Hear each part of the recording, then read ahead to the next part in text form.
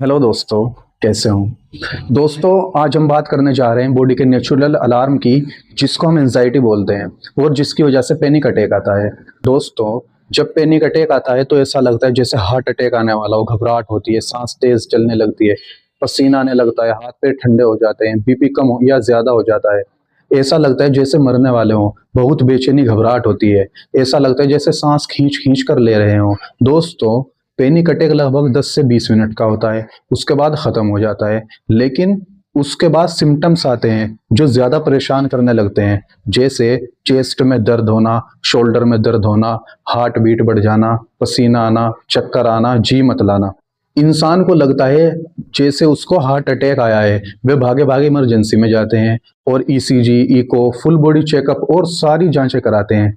लेकिन सब जांच नॉर्मल आती है और डॉक्टर नॉर्मल एंजाइटी बोलकर छुट्टी कर देते हैं। लेकिन दोस्तों, मन के अंदर एक डर बैठ जाता है कि शायद इस डॉक्टर ने जल्दी में चेक किया हो, शायद मशीन खराब हो, शायद लीड खराब हो, दूसरे डॉक्टर बदल कर देख लेता हूँ।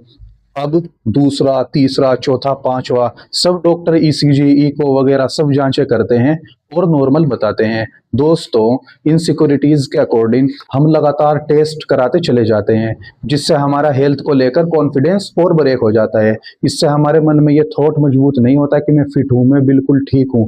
और दोस्तों, डर बढ़ता ही जाता है। तो दोस्तों, अगर हम ये चाहते हैं कि हम अपने अंदर ये कॉन्फिडेंस मजबूत करें कि मैं एकदम फिट हूँ, कोई दिक्कत नहीं है, एकदम बढ़िया है, तो सबसे पहले तो ये चीज बहुत अच्छे से समझ लीजिए कि आपका ईसीजी नॉर्मल है। अब आपको बार बार ईसीजी या कोई और टेस्ट करवाने की कोई जरूरत नहीं है। और दोस्तों, एंजाइटी में चेस्ट पेन, हेडेक इसलिए होता है क्योंकि जब हम एंजाइटी में होते हैं और पैनिक अटैक आता है तो हम अपनी मसल्स को टाइट किए हुए बैठे होते हैं। ये एक ऑटोमेटिक सर्वाइवल रिस्पॉन्स है। लेकिन प्रॉब्लम तब शुरू होती है जब हमारा पैनिक अटैक खत्म हो जाता है। पैनिक अटैक में हर आदमी अपनी आदत के अनुसार किसी एक मसल्स पर ज्यादा फोकस करता है। जो लोग शोल्डर और नेक पर फोकस करते हैं उनको टाइट करने लगते हैं, उनको सर्वाइकल पेन और हेडक होने लगता है। और जो लोग हार्ट पर फोकस करते हैं उनको चेस्ट पेन, भारीपन और शोल्डर पेन महसूस होने लगता है। तो इसके लिए आपको सबसे पहले बार बार चेकअप कराने बंद करने होंगे, क्योंकि दोस्तों, दिमाग को सेफ्टी चाहिए और सेफ्टी उसे तभी मिलती है जब वो हर पॉसिबल खतरे की कल्पना कर ले। इसलिए वो एक थॉट पे आता है, अगर ऐसा हो गया तो। और जैसे ही आप उस थॉट को पकड़ते हैं, दिमाग अगला सवाल जोड़ देता है, और अगर वो भी हो गया तो। इस तरह एक चेन बन जाती है और आपको लगता है कि आप किसी समस्या को सोल्व कर रहे हैं, जबकि असल में आप सिर्फ डर को रिहर्स कर रहे होते हैं। और ये एंजाइटी का सबसे शक्तिशाली हथियार है, क्योंकि जितनी बार आप किसी डर को सोचते हैं, दिमाग उतनी बार उसे सच मानने लगता है। यही वजह है कि इमेजिनरी डर भी शरीर में रियल रिएक्शन पैदा कर देता है। दिल उसी तरह धड़कता है जैसे कोई असली खतरा सामने हो। तो दोस्तों, ये डर अक्सर इसलिए होता है क्योंकि लोगों को पता नहीं होता कि क्या हो रहा है। किसी ने भी आपको ये नहीं समझाया कि दिल की धड़कन तेज क्यों हो रही है। इसलिए दोस्तों, मैं आपको समय देना चाहता हूं ताकि आप समझ सके कि आपका दिल इतनी तेजी से क्यों धड़क रहा है और डॉक्टर इसे सिर्फ टेंशन क्यों बोल रहे हैं। दोस्तों, एंजाइटी कोई बीमारी नहीं है, ये एक दिमाग का लर्निंग रिस्पॉन्स है। एक आदत है जो सेफ्टी के नाम पर बनी है, लेकिन समय के साथ बोझ बन गई।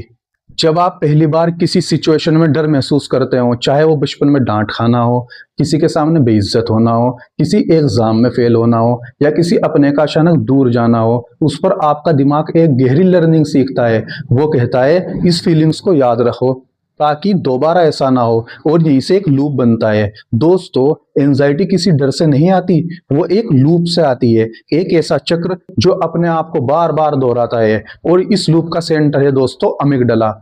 अमिगडला की सबसे खास बात यह है, ये सोचता नहीं है, ये एनालाइज नहीं करता, ये बस पैटर्न पहचानता है। जैसे ही उसे कोई सिग्नल मिलता है जो पहले किसी डर से जुड़ा था, वो तुरंत पूरे सिस्टम को एक्टिवेट कर देता है। भले ही आज वो सिचुएशन पूरी तरह अलग क्यों ना हो, वो आज भी आउटडेटेड पर काम कर रहा है, आज भी अलार्म बजा रहा है, भले ही कोई खतरा ना हो।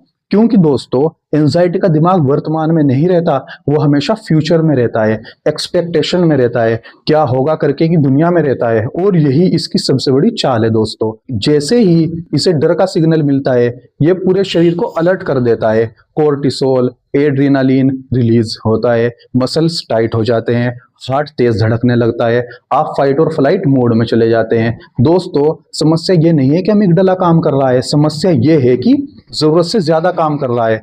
जैसे स्मोक अलार्म जो हर छोटी भाप पर भी आग का शोर मचाने लगता है, क्योंकि अमिगडाला रीजनिंग नहीं समझता। आप जितना उसे समझाने की कोशिश करते हैं उतना ही रिएक्शन करता है। यही वजह है दोस्तों, एंजाइटी के समय सब ठीक है कहने पर भी दिल नहीं मानता, क्योंकि दिमाग का रेशनल हिस्सा जिसे प्रीफ्रंटल कॉर्टेक्स कहते हैं, एंजाइटी के समय ऑफलाइन हो जाता है। डर इतना तेज होता है कि लॉजिक की आवाज दब जाती है और इंसान खुद को पावरलेस महसूस करता है। जैसे ही बॉडी में सेंसेशंस आती है, आप उन्हें नोटिस करते हैं, मन में सोचते हैं बहुत गलत हो रहा है, और यही थॉट अमिगडाला को कंफर्मेशन देता है कि उसका डर सही था। इस तरह थॉट्स, सेंसेशंस, इंटरप्रिटेशन, फियर का एक लूप बन जाता है, और ये लूप जितना ज्यादा चलता है उतना ही मजबूत होता जाता है। न्यूरोसाइंस इसे फियर कंडीशनिंग कहती है, और यही वजह है कि एंजाइटी समय के साथ बढ़ती हुई लगती है, क्योंकि हर बार आप उसी रास्ते से गुजरते हैं, उसी न्यूरल पाथवे पर चलते हैं, और ब्रेन उन्हीं रास्तों को प्रीफर करता है जिन पर वो पहले चल चुका है, चाहे वो आपको नुकसान ही क्यों ना पहुंचा रहे हो।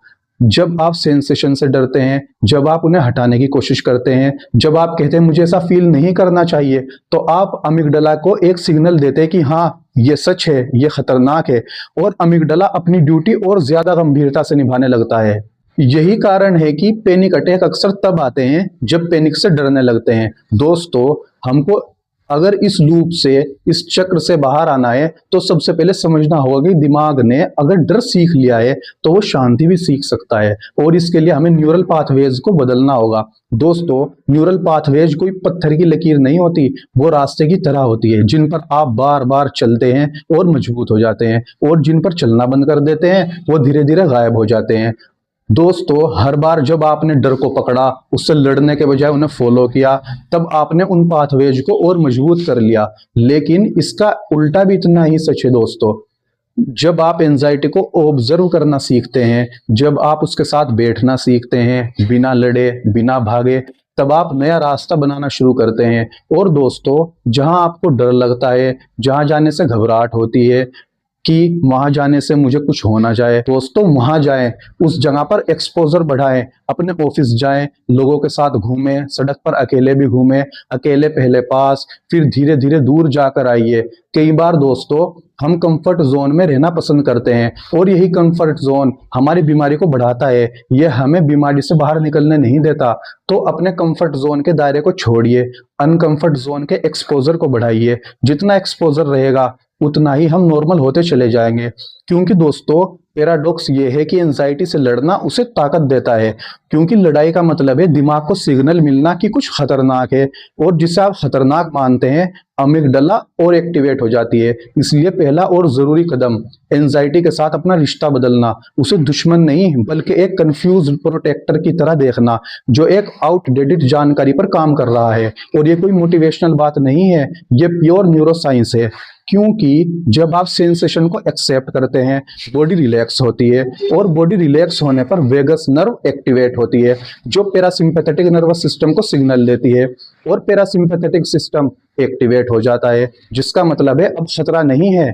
इस तरह बॉडी अमिगडाला को उल्टा सिग्नल भेजती है, और अमिगडाला धीरे धीरे सीखता है कि हर रोज तेज धड़कना खतरे का मतलब नहीं है। लेकिन ये लर्निंग एक दिन में नहीं होती, क्योंकि जिस तरह डर रेप्यूटेशन से सीखा गया था, उसी तरह सेफ्टी भी रेप्यूटेशन से सीखी जाएगी।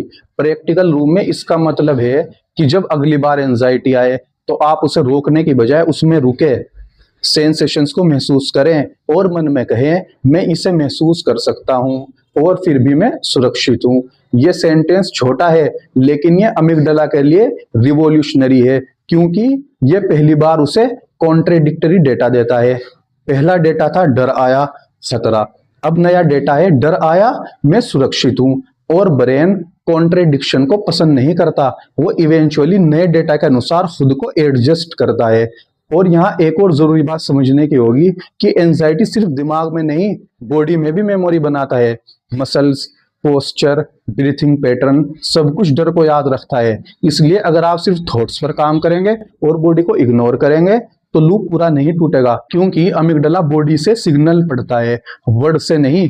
अगर बॉडी टाइट है, सांस स्लो है, शोल्डर उठे हुए हैं और जो क्लेंच है, तो अमिगडाला ये मान लेता है कि खतरा भी मौजूद है और वो अपना अलार्म बंद नहीं करता, भले ही आप खुद को 100 बार समझा ले कि सब ठीक है।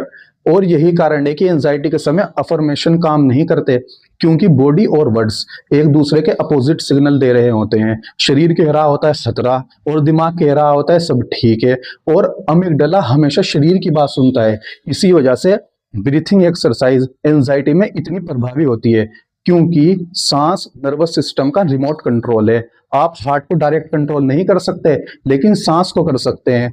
और जब सांस धीमी होती है तो वेगस नर्व एक्टिवेट हो जाती है, जो ब्रेन को सिग्नल भेजती है कि अब खतरा नहीं है, और फिर पैरासिम्पैथेटिक सिस्टम एक्टिवेट हो जाता है और अमिगडाला की इंटेंसिटी अपने आप कम होने लगती है।